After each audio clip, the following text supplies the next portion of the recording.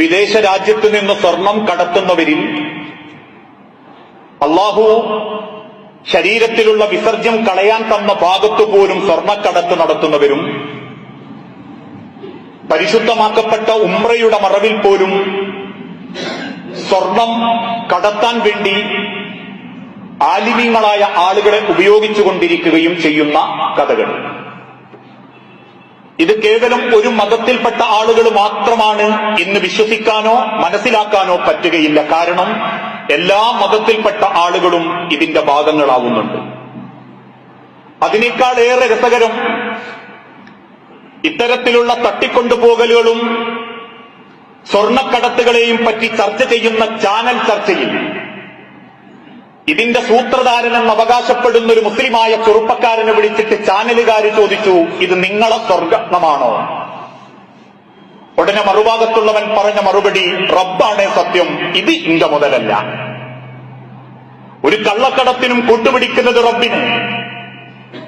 അതോടൊപ്പം തന്നെ കഴിഞ്ഞ ദിവസം ഇസ്ലാമിക വസ്ത്രം ധരിച്ച്, അതല്ലെങ്കിൽ പർദ്ദയും മഫ്തയും ധരിച്ച് നിക്കാബും ധരിച്ചൊരു പെണ്ണ്, 60 വയസ്സോടടുത്തമുള്ള ഒരു സ്ത്രീ തയ്യൽക്കടയുടെ മറവിൽ ലോകത്തിന്ന് പടർന്നു പിടിക്കുന്ന മാരകലഹരി MDMA അതിന്റെ വിതരണക്കാരിയാണെന്ന് അറിയുകയും എക്സൈസ് ഉദ്യോഗസ്ഥർ, പോലീസുകാര് അവളെ കയ്യാമം വെക്കാൻ വേണ്ടി അന്വേഷണത്തിന് ചെന്നപ്പോ തന്റെ സ്ഥാപനത്തിന്റെ മുൻപിൽ നിന്നിട്ട് ആ പെണ്ണ് ആ ഇസ്ലാമിക വസ്ത്രത്തോടുകൂടി നെഞ്ചത്ത് കൈവച്ചിട്ട് പറഞ്ഞു, റബ്ബാണേ സത്യം, പീഡിയലൊന്നുമില്ല.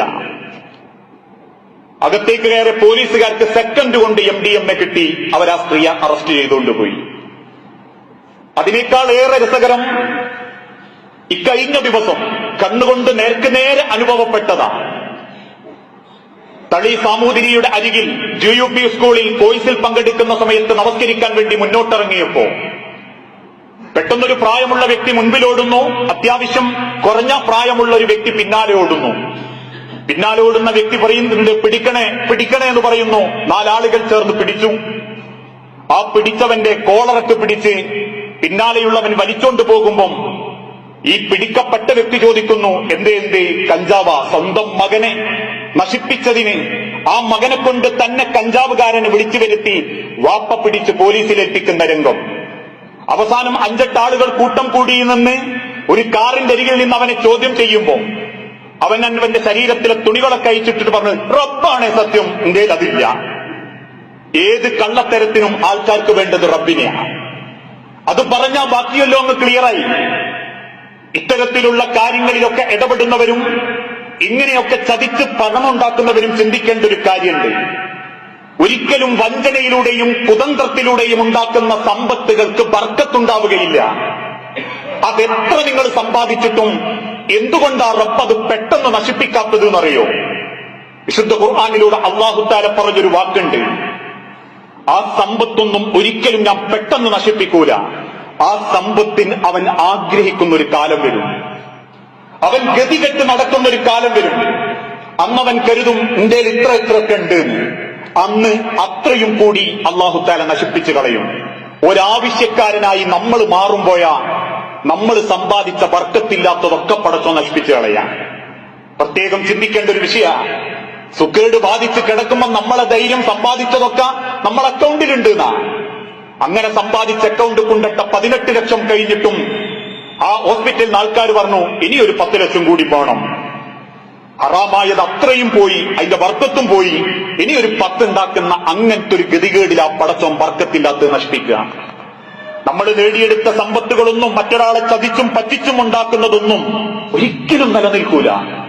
ഒരാളെ വഞ്ചിച്ചും ഒരു കുടുംബം നശിപ്പിച്ചും ഒരു തലമുറയെ നശിപ്പിച്ചുണ്ടാക്കുന്നതൊന്നും അതിലെങ്ങനെ നമ്മൾ സമ്പാദിച്ച് മക്കളെ പോറ്റിയാലും സ്വന്തം മക്കളെ ശരീരത്തിൽ പോലും ആ ഒരു ബർക്കത്ത് നിലനിൽക്കൂല. അതുകൊണ്ട് പ്രിയപ്പെട്ടവരെ, മഹാനായ പ്രവാചകൻ സല്ലല്ലാഹു അലൈഹി വസല്ലം ഓർമ്മപ്പെടുത്തിയ ഒരു വാക്കുണ്ട്, വമാലിൽ വാലിമീന മിൻ നസീർ. ഒരിക്കലും അക്രമികൾക്കൊരു സഹായിയെ നിങ്ങൾക്ക് കാണാൻ പറ്റൂല. ദുനിയാവിന് ചിലപ്പങ്ങളെ പോയി കേസ് നടക്കാൻ ആളുണ്ടാകും. 950 ഗ്രാമേ ഉള്ളൂ എങ്കിൽ ചിലപ്പങ്ങൾ ആള് വെളിയിൽ ഇറക്കിയെന്നും വരും. പക്ഷേ വമാലിൽ വാലിമീന മിൻ നസീർ, അക്രമികളെ നിങ്ങൾക്കൊരിക്കലും ഒരു സഹായി ഇല്ലാത്തൊരവസ്ഥ വരാനുണ്ട്. അന്ന് നിങ്ങൾ ചെയ്തതിന്റെ പേരിൽ ഛേദിക്കേണ്ടി വരും. മറ്റൊരു ഭാഗത്ത് അല്ലാഹുവിന്റെ പ്രവാചകൻ സല്ലല്ലാഹു അലൈഹി വസല്ലം ഓർമ്മപ്പെടുത്തി, മൻ റസ്സന ഫലൈസ മിന്നാ, ആരെങ്കിലും അഥവാ എന്നെ ചതിച്ചാൽ, ഞാൻ പറയാത്ത എന്റെ ദീനിൽപ്പെടാത്ത എന്റെ മതത്തിൽ ജീവിക്കുകയും പിന്നീട് ആ മതത്തിൽ കളങ്കം വരുത്തുന്ന എന്തെങ്കിലും ചതി നിങ്ങൾ ചെയ്താൽ ഫലൈസമില്ല, അവൻ എന്റെ വിഭാഗത്തിലാക്കി നിങ്ങൾ കാണരുത്, എന്റെ കൂട്ടത്തിൽ നിങ്ങൾ അവൻ എണ്ണരുത്. തീവ്രവാദികളെ എങ്ങനെ നമ്മൾ ഇസ്ലാമല്ലെന്ന് പറയുന്നു, അതുപോലെ ഒരു കഞ്ചാവിന്റെ കേരിയറുടെ പേര് അബ്ദുറഹ്മാൻ ആണെങ്കിൽ ഇസ്ലാം അത് പറയാൻ പാടില്ല. അതല്ലെങ്കിൽ കുടുംബത്തെയും നാടിനെയും നശിപ്പിക്കുന്ന മറ്റേത് കുതന്ത്രത്തിലൂടെ ആളുകളെ കൊല്ലുന്നവനാണെങ്കിലും ചതിച്ച് പണം ഉണ്ടാക്കുന്നവനാണെങ്കിലും ആളുകൾക്ക് ചില ധാരണ ഉണ്ട്. വീടുകളൊക്കെ കുത്തിത്തുറന്ന് സ്വർണ്ണം എടുത്തുകൊണ്ടുപോകുന്നവൻ കള്ളൻ, എന്നാ കുടുംബത്തിലെയൊക്കെ അല്ലെങ്കിൽ ആരെയും അറിയിക്കാണ്ട് ഗവൺമെന്റിനെ പറ്റിച്ചിട്ട് അവിടെയും ഇവിടെയും കടത്തിക്കൊണ്ടുവരുന്നവൻ മാന്യൻ. രണ്ടും കള്ളമാരുന്നെയാണ്. അതുകൊണ്ട് പാവപ്പെട്ടവനെ ശിക്ഷിക്കാനും പണക്കാർക്ക് രക്ഷപ്പെടാനും അത് കളവിന്റെ രണ്ട് ദറജയാണെന്നൊന്നും അങ്ങനെ വിശദീകരിക്കാൻ പാടില്ല. രണ്ടും കളവ് തന്നെയാണ്, രണ്ടും ചതി തന്നെയാണ്. ആളെ പറ്റിച്ച് പൈസ ഉണ്ടാക്കുന്നവനും ആളെ പറ്റിച്ചുകൊണ്ട് പൈസ കട്ടെടുത്തുകൊണ്ട് വരുന്നവനും സമമാ. അത് വഞ്ചനയാ.